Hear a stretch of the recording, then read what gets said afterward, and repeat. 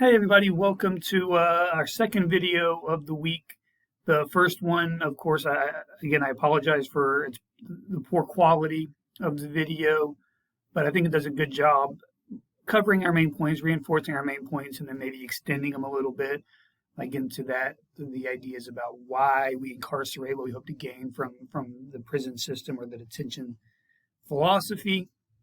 So those four ideas, what were they? They were rehabilitation, retribution, deterrence, and incapacitation, right? Those four ideas behind why we incarcerate are really key and I think are important to think about when we think about the criminal justice system. So we'll see those again, and I'm sure they'll show up on the midterm. So uh, just jot those bad boys down. With this video, I want us to do a few things. I want us to go a little bit deeper into a couple of the theories, right? I really like that our first video took more of a bird's eye approach instead of going in and dissecting the specific theories like our textbook does. It just sort of takes this bird's eye view of this sort of the conflict theory philosophy behind deviance and then versus the functionalist versus the interactionist.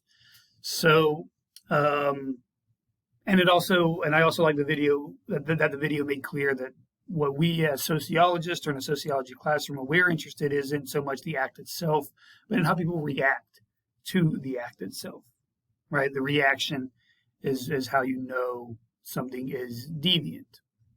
So we'll touch on all of that stuff throughout this video.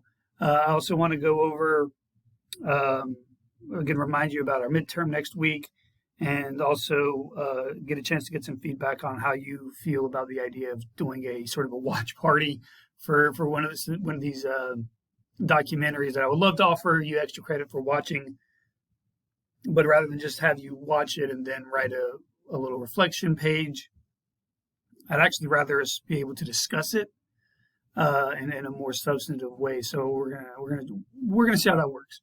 So I will. But we'll get to that at the end of towards the end of the video. We'll get into that. So anyway, that's the plan. But where I want to start is with the idea of criminology and sort of criminal psychology and the way we sort of have built the idea of crime within our entertainment media. So even though criminology is really kind of a subset of sociology, or it is taught as such, right? Crime and deviance are taught in the same sociology course. Criminology is a separate sociology course that would be taken usually after you take your course on deviance if you were in a major that required it. So for a lot of folks, their scholastic or academic interaction with the field of criminology comes through sociology. But often popularly we think of criminology more in the realm of psychology. And before we even get to that, I should say that criminology is different from criminal justice too. So criminal justice is specifically talking about about the law and about how the law is applied. Whereas criminology is talking more about people who commit crimes and the reason they do, and moreover, and I think more to the point, more sociologically speaking, what are the societal factors that make crime and deviant behavior more common, and where is it harmful? And that's a big question, right? Because not all forms of deviance are particularly harmful. So again, trying to find a way to actually measure when deviance becomes harmful, when it becomes crime, and then again, what societal factors contribute to that, and how is sort of crime and deviance constructed. Of course, we'll talk about that more in a bit. But again, that's what criminology is all about. Whereas criminal justice is really more about learning just the ins and outs of the legal system, probation and parole and sentencing and those sorts of things. So anyway, the criminology, criminal justice, not the same thing. Just want to put out that caveat real quick. To my main point for this slide is that criminology is often linked with psychology, and not for wrong reasons. There's a big field of criminal psychology, and uh, having worked within the detention system, the incarceration system, uh, criminal psychologists are really important and are in high demand, and it's actually uh, an important and it's an important job. So I don't want to discount the role of the criminal psychologist in real life, but in television, man, it gets glorified to a level of mystique that's like it just does not jive with reality, right? These criminal profilers, right, like FBI profilers that they use to catch serial killers, like you saw in Mindhunter. And don't get me wrong, I know all about the show Mindhunter because I watched the show and I know about the actual case in Atlanta because I watched the HBO documentary on Atlanta's murdered and missing children. Right, like I consume all of this media. I enjoy all of this media, so I don't want to like spoil anybody's fun or their good times. If you enjoy this stuff, keep enjoying it, but just know which parts of it are sensationalized, sort of fictionalized, and understand that in reality these FBI profilers are wrong as often as they're right. And when they go back and they can get the profile totally wrong, and then they'll say, oh well, I got this one part right, and pick and choose, right? Like their profile of the DC snipers, and again, a lot of y'all might not remember this, but shortly after 9/11, there were these two guys who killed people with a scoped rifle from long distances away. It was like this 2-week period where they were killing people every day, or at least shooting people every day around in the DC area. Anyway, obviously it caused a lot of panic, and the FBI profilers were called in, and the profilers were just so wrong about who it was and why they were doing it. Every like demographic aspect they described were wrong. But then you asked what after they called the guys, the profilers were like, well, I did say it was a man, so I was right about that. And so anyway, there's a lot of ego with those with those FBI profilers, and that is often socially constructed because of the way they're sort of romanticized and fictionalized in our media. Anyway, the point is, I just want to say this at the outset of this chapter, that what we see on TV, the popularized and sensationalized stories that often get made into documentaries and television series and movies, it's not typically the kind of crime that we actually see in real life, right? Taken, that Liam Neeson movie where the lady is taken, like that's not really how the vast majority of people end up in human trafficking rings or in the illicit international sex trade, right? It happens way more often when people take advantage of people in dire circumstances, right? So it's sort of a coercion thing rather than just snatching somebody off the street. Like 99% of kidnappings are perpetrated by a family member or someone who otherwise has a relationship with that child or that family. They're not just snatching a random kid off the street. They're kidnapping that one particular person for a specific reason. So, the idea of stranger danger, of there are these like satanic cults who just live to be evil and want to like hurt you and destroy you and just perpetrate evil acts. Like that sort of cognitive construct just isn't helpful, right? The idea that some people are just evil or just plain pure evil, it's not helpful. It is not helpful in understanding the actual reality in crime. Now, that is not to say at an individual level you should not be cautious and that you should just trust all strangers, right? I'm not saying that, right? But if you really want to understand crime in terms of patterns and as it happens in reality, 99% of the time, you really got to get beyond these ideas of people are just like motivated to do things out of evil or out of some sort of just desire to do harm. There are other factors going on, and we got to think of it in more nuanced terms than what we sort of see in those sensationalized movies, which are often really awesome, right? Super good movies, super entertaining shows. So I don't want to I don't want to just like rain on the parade, but let's just be realistic about the vast majority of crimes that take place. All right, so now moving on, because I could rant for a little while. Again, enjoy your true crime media. I enjoy it, but just understand what you're watching is typically not going to be representative of the general patterns that we see.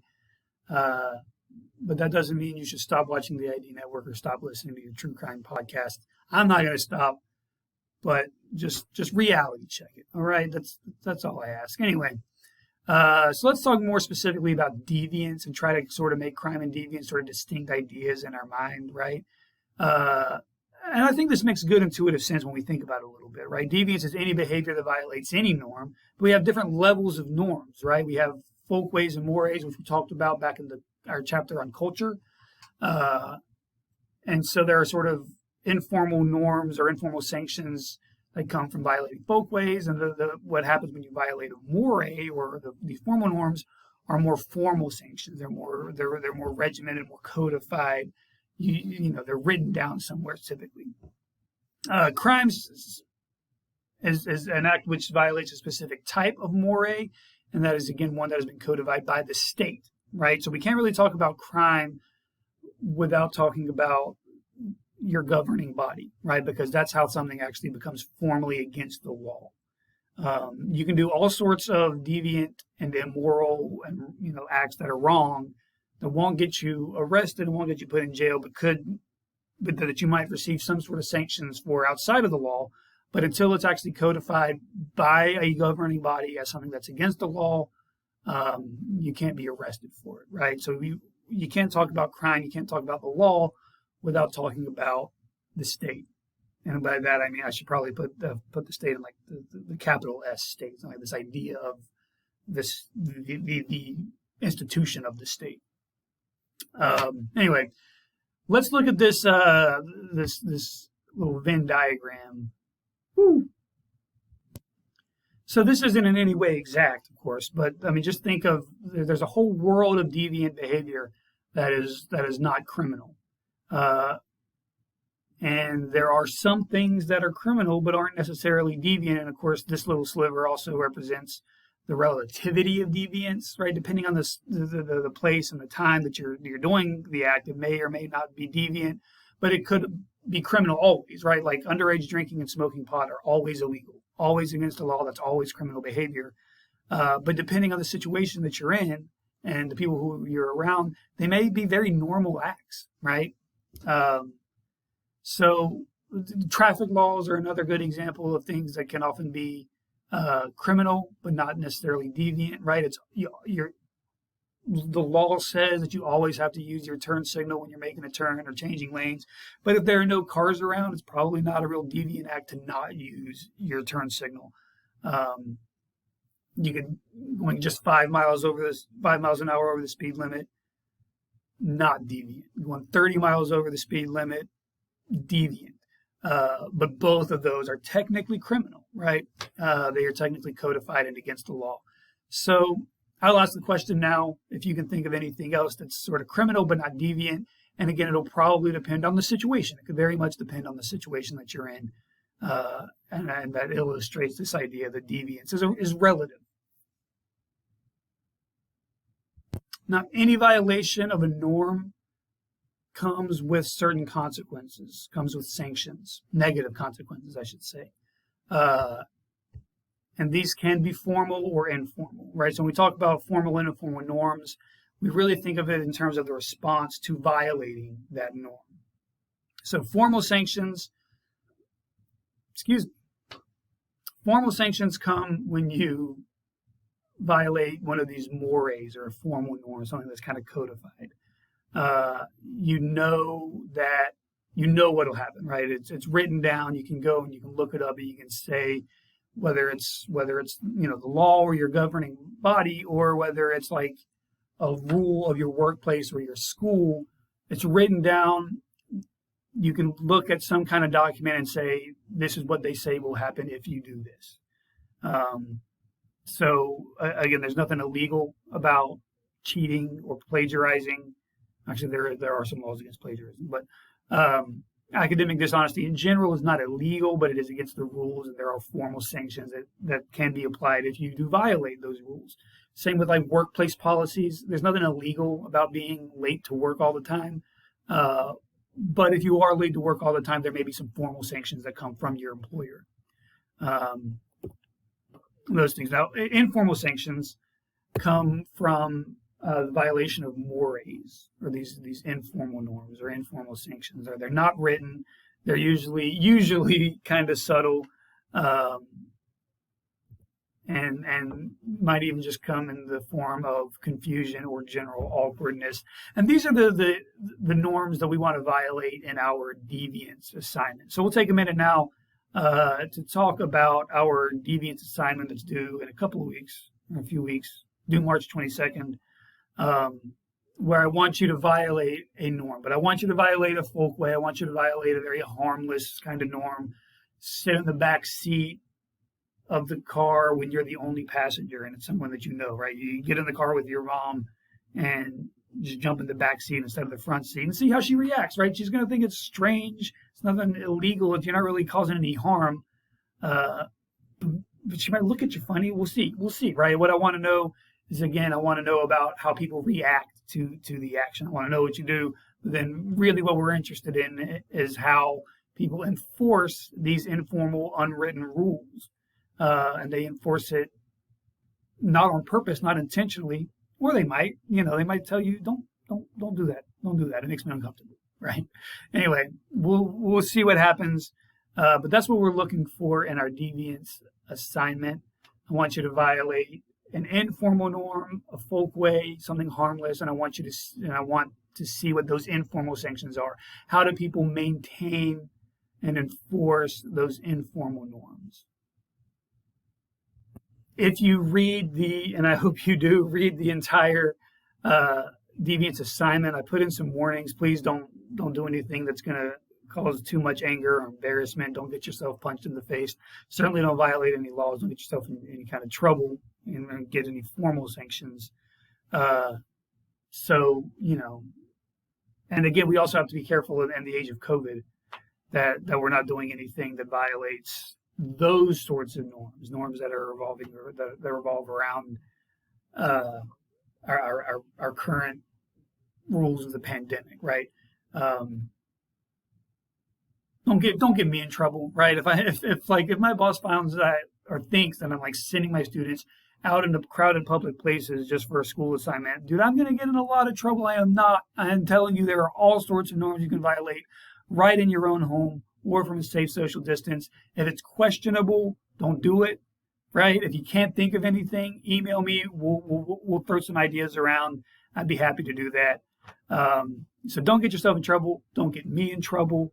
But have fun with it, right? Have fun with it. I don't know. There are all sorts of things. Think about how you treat the food in the fridge, right? Maybe there's a bag of marshmallows in the cupboard. Take a bite out of one and then just put half the marshmallow back in the bag. I had a student do that one time. It was such a fun paper. But they had roommates that made it. It was like a scandal. It was a scandal because she did it like over the course of a week. She kept eating like one bite out of a bag of marshmallows or out of a box of cookies and putting the other half back. It was so weird. It was so creepy, and it caused a scandal in her home. It was a lot of fun. Those are the kinds of things we're looking for. All right, so let's transition to the theory side of things, and I do want to spend some time with Durkheim and the functionality of deviance. I think this is an important concept because this really sets the stage, and even if you're coming from a conflict theory perspective or a symbolic interactionist perspective, this idea that deviance serves certain functions really contributes to the notion of how we construct deviance in social settings. So let's spend a little time with it. So the main functionality of deviance is that it can clarify norms and increase conformity and increase social bonds. And that's the idea behind functionalism. That was a big Durkheimian thing. Remember that functionalism is based on this idea that without social structure, human beings would basically just be animals, that the social structure is the thing that separates us from the animals. So we got to have these norms. We got to have these social bonds. I got another circle there. There it is.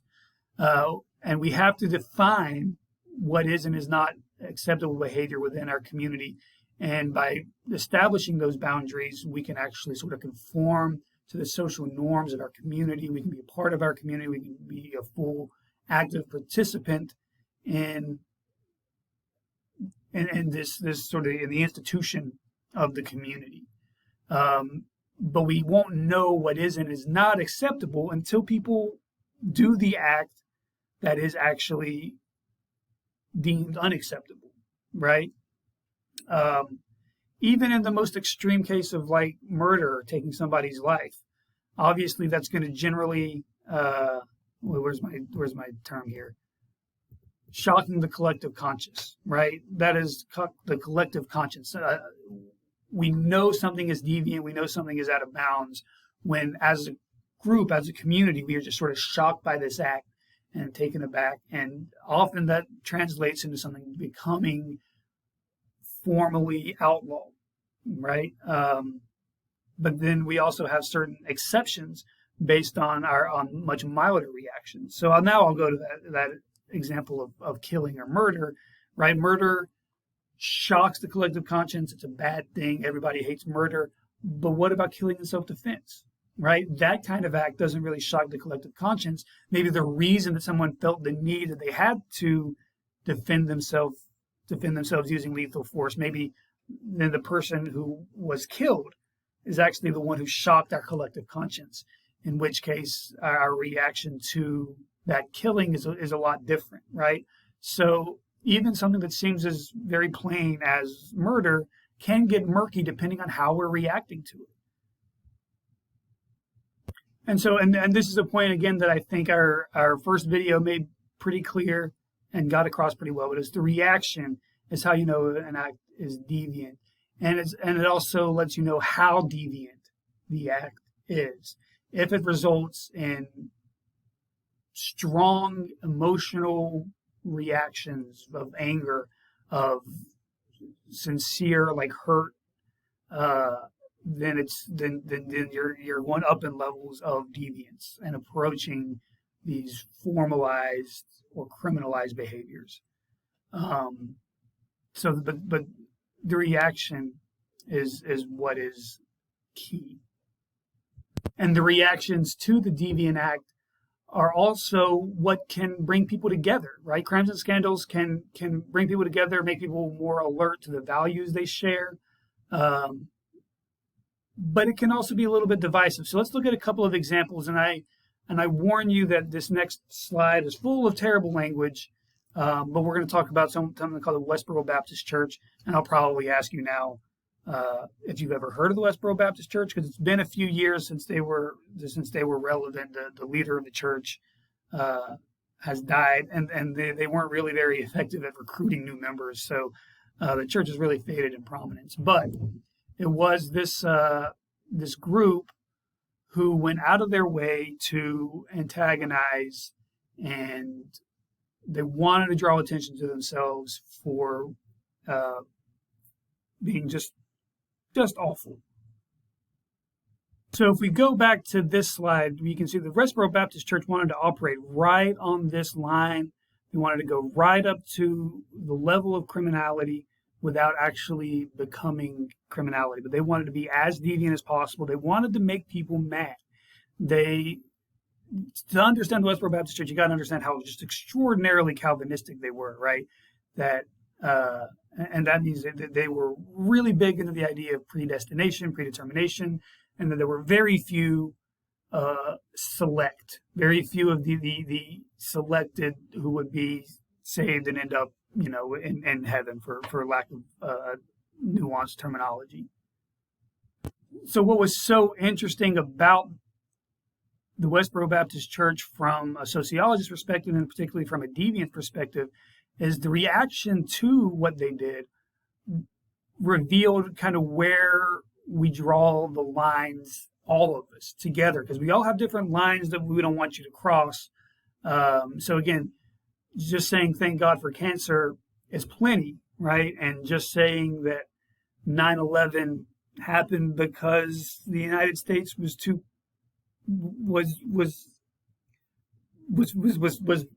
embracing homosexuality too much, basically.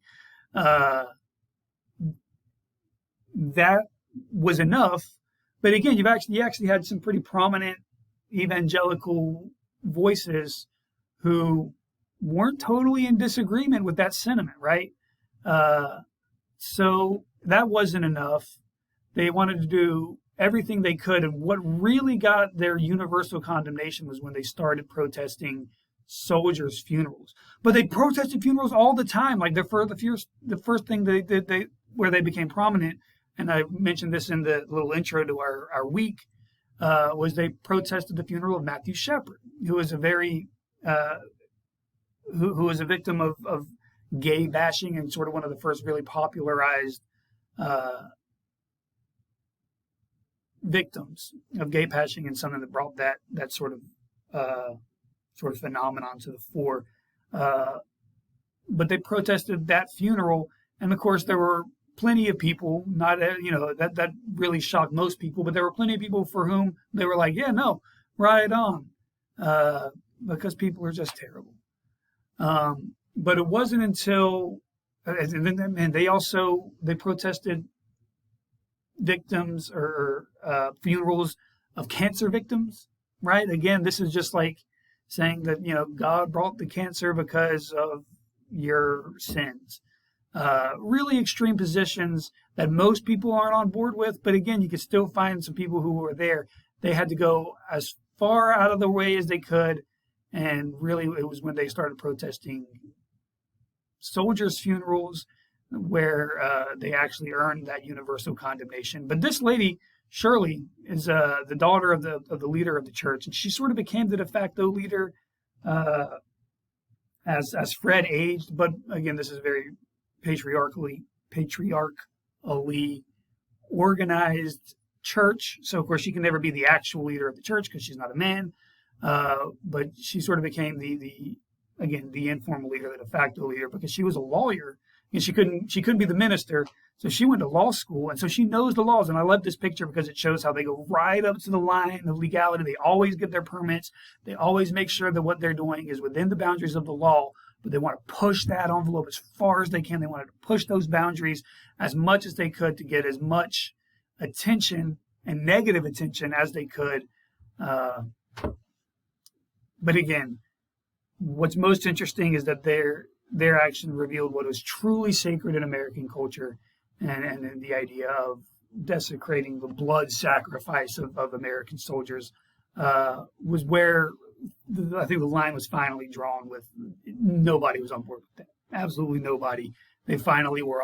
The Westboro Baptist Church was on an island all by themselves, and nobody could get behind that.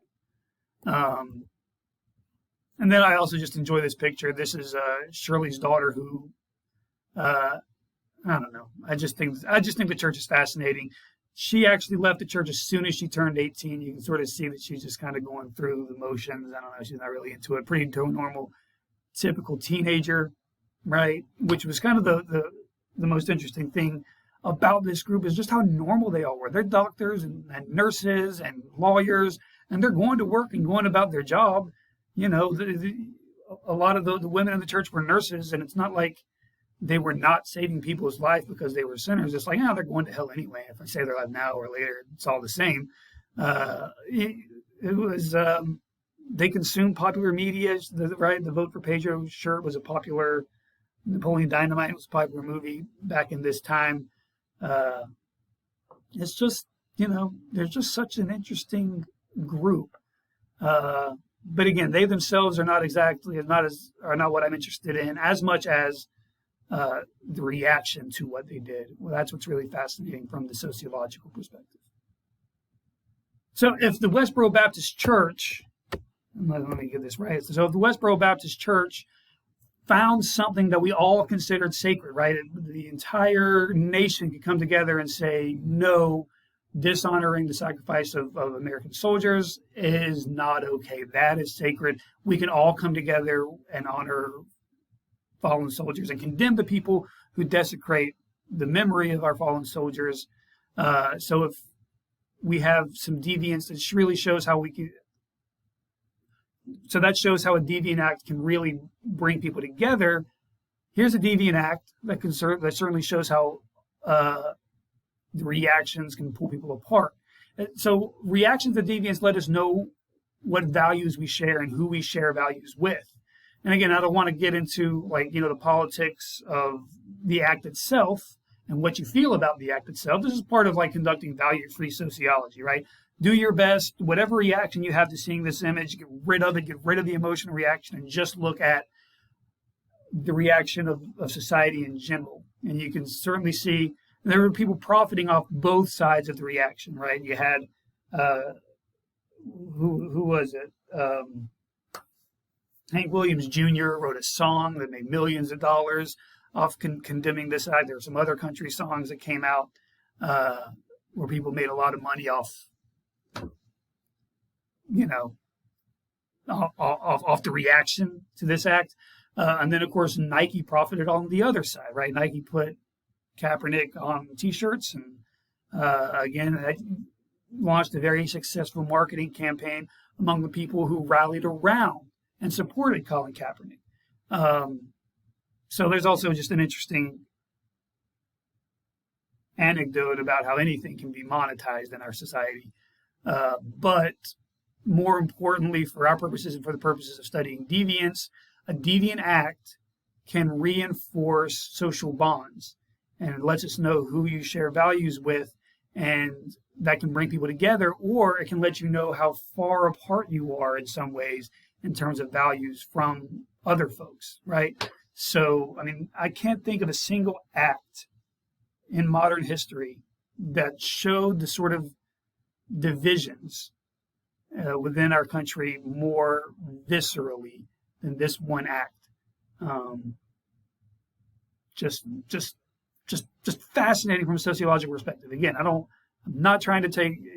want any of you in any of your responses to this to take a side here, because that's not what's important. What is important is how do people react, and what does that tell us about who we share values with, and how values determine our own selective social grouping.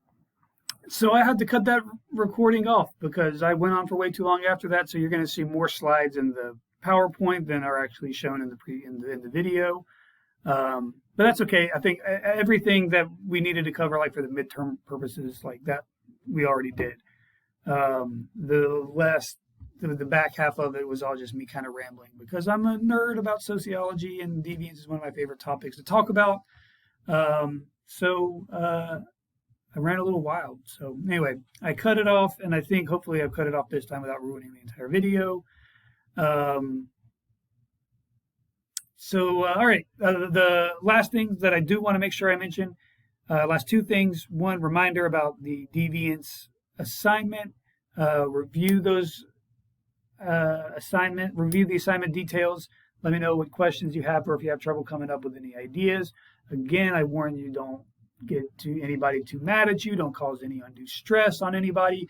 Certainly don't violate any formal norms. Don't violate any formal rules. Don't get yourself in trouble. Don't get me in trouble. Don't violate COVID protocol in order to get this assignment done. If you have trouble coming with ideas within those parameters, let me know. We can work on it together. We can brainstorm some things. So there's that. Secondly, the documentary that I want us to view for extra credit is called Crack. It is on Netflix.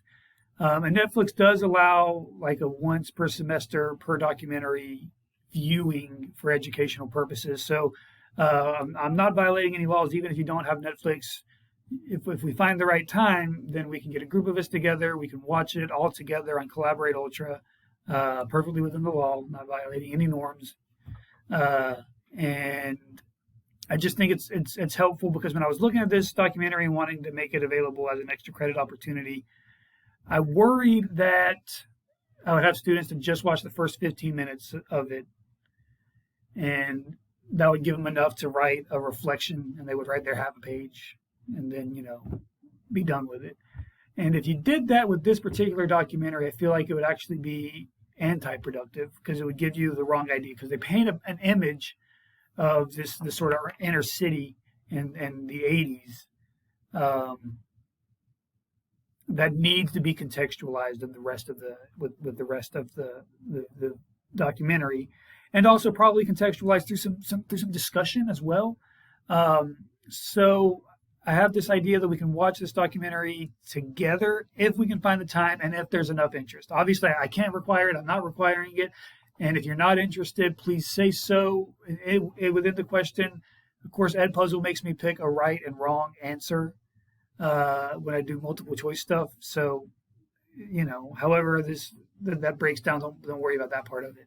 I'm just trying to get some information. I'm just trying to gauge your interest level. If there's enough interest, and if enough of us have the same time frame of availability, then we'll give it a shot, and we'll see how it works out. But it's a really good, really well done documentary, but it is rated TV MA. It's got language in it. It's got bad language in it. Obviously, pervasive drug use and images of drugs. So again, if that's the reason that you would rather stay away from it, that's okay, and I understand, and we can come up with we'll come up with an alternative extra credit opportunity if you're interested.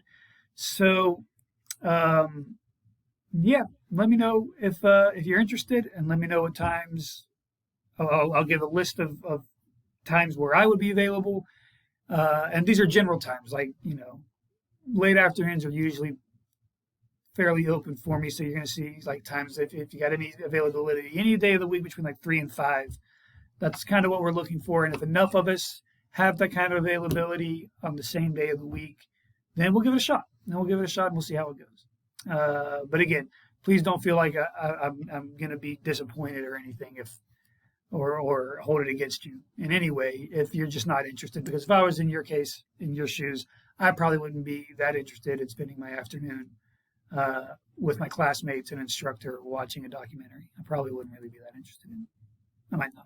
I don't know. But anyway, I certainly won't judge you if you're not. All right, so that's what I got. Let me know that stuff. Let me know what any questions that you have or how I can help at any point going forward. Don't forget the next week is the midterm, so I'll post some review materials, but your assignment next week will be to find some time to hammer out that midterm. All right. So thanks, everybody. I'll see you next time.